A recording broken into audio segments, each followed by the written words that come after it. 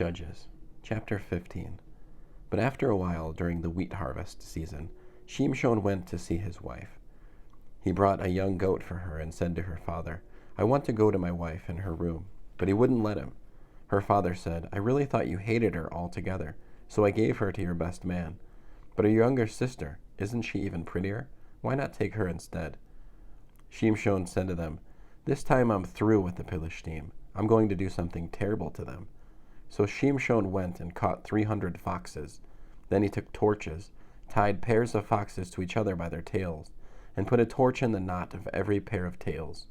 Then he set the torches on fire and let the foxes loose in wheat fields of the Philistine.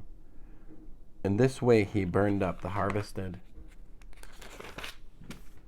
wheat along with the grain waiting to be harvested, and the olive orchards as well. The Philistine asked, "Who did this?" They answered, "Shimshon, the son-in-law of the man from Timnah, because he took Shimshon's wife and gave her to his best man." Then the Philistine came up and burned both her and her father to death. Shimshon said to them, "I will certainly have my revenge on you for doing such a thing, but after I do, I'll stop." Infuriated, he began killing them right and left. It was a massacre. Then he went down and stayed in the cave at Etam rock. The Philistine went up, pitched camp in Yehudah, and attacked Lehi. The men of Yehudah said, "Why are you attacking us?" They replied, "To arrest Shimshon, that's why, to treat him the way he treated us."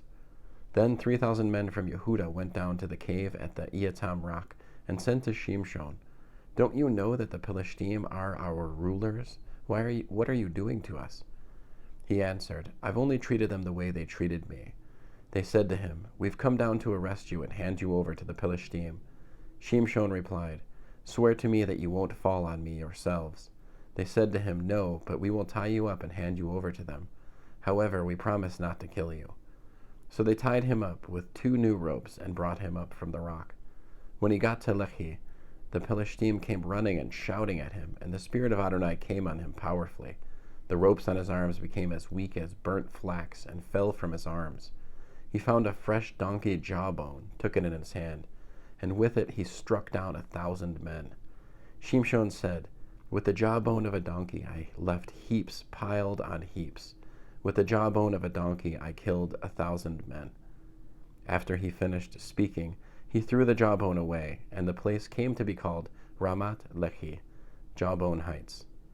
Then he felt very thirsty, so he called on Adonai, saying, "You accomplished this great rescue through your servant, but am I now to die from thirst and fall into the hands of the uncircumcised?" Then God made a gash in the crater at Lehi, and water came out. When he had drunk, his spirit came back, and he revived. This is why the place was called Ian Ha-Koreh, the spring of him who called, and it is there in Lehi until now. He judged Israel in the period of the Philistine for 20 years. End of Shof'tim, Judges, chapter 15.